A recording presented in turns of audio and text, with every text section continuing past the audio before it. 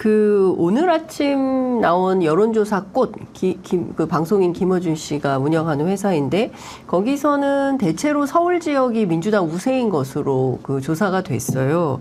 그런데 KBS하고 한국리서치가 지난 2월 25일부터 27일 3,300명 대상으로 조사한 내용을 보면 서울이 민주당이 26%, 국민의힘이 43 이렇게 나옵니다. 그리고 그 밖에 다른 인천, 경기, 뭐 대전, 그러니까 광주, 전라를 빼고 나머지 지역에서는 전반적으로 민주당이 열세인 걸로 조사가 좀 되고 있는데요.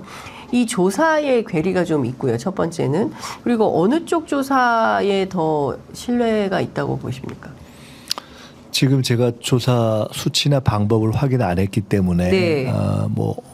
라고 말씀드리기 어렵고 또 통상 지금까지 각 조사 기관들이 보였던 일정한 트렌드, 네. 약간의 접근 방법의 차이와 결과에 일정한 경향들이 있기 때문에 그게 어느 쪽이 꼭 맞다 뭐 이렇게 얘기하는 것은 조금 할 수도 있지만 좀 무리이기도 하고 굳이 필요하지도 저는 별로 않다고 보는 편이에요. 선거 때 여론조사를 많이 보기도 하고 활용도 했는데 네. 아까 말씀하신 것처럼 아마 실제 상황은 그 중간 어디에 있을 거라고 저는 보고 있습니다. 네. 네. 실제 상황은 그 중간 어디다. 네. 보통 이제 그렇거든요. 네. 그 중간 어디에 있습니다. 근데 그 중간 어디라고 하면 제가 말씀드렸듯이 네.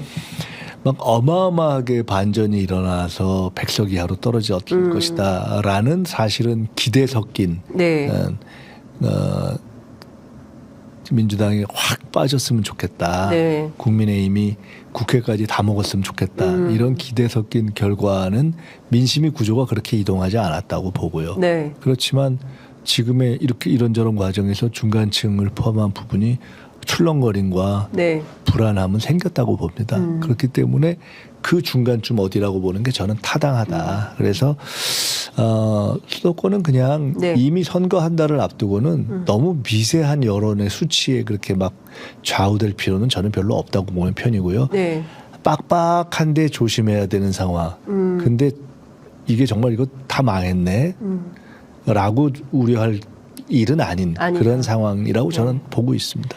굉장히 위중한 상황을 지나가고 있는 거네요. 어떻게 보면 지금이 그러니까 칼날 위에 서 있는 거네요. 이쪽으로 가면 완전히 망하는 거고 이쪽으로 가면 완전히 승리할 수 있는.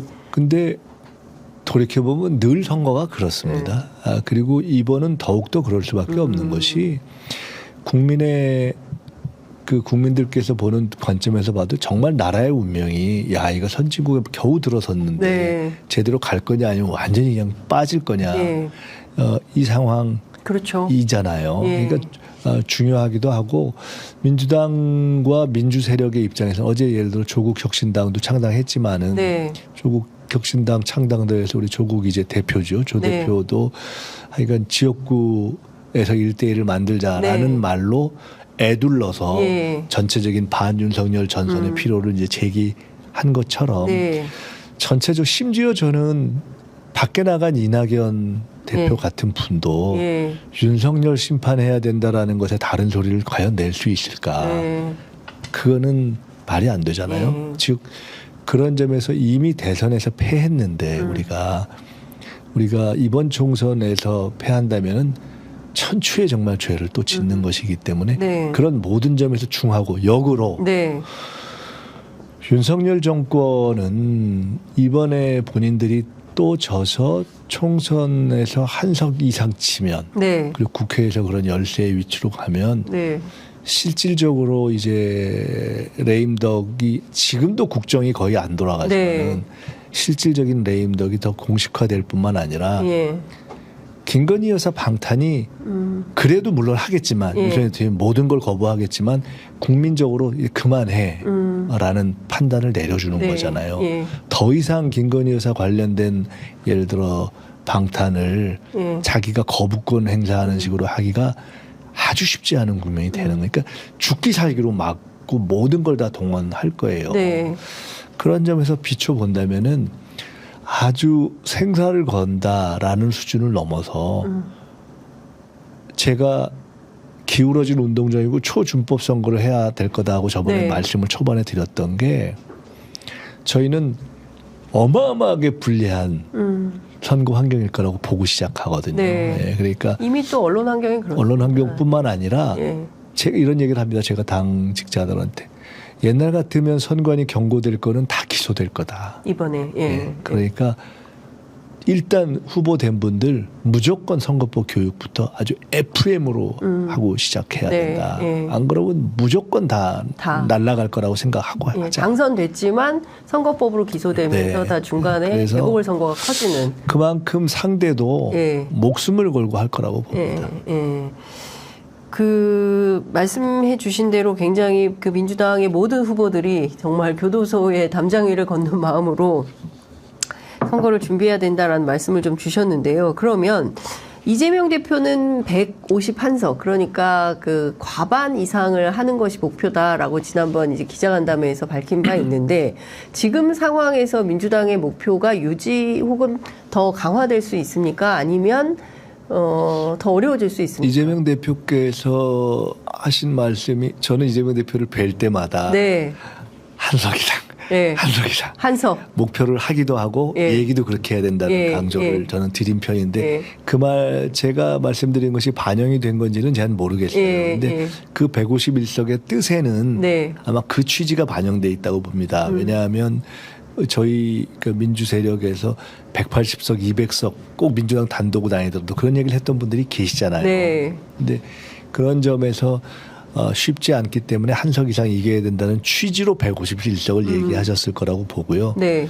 저는 여전히 그 목표로 가기 위해서 최선을 다해야 된다고 봅니다. 그런데 그것을 지키기가 만만치 않은 상황이고, 객관적으로 본다면은 지금 이제 예를 들어 조국 신당의 일정한 상승이 예상되지 네, 그렇죠. 않습니까? 예.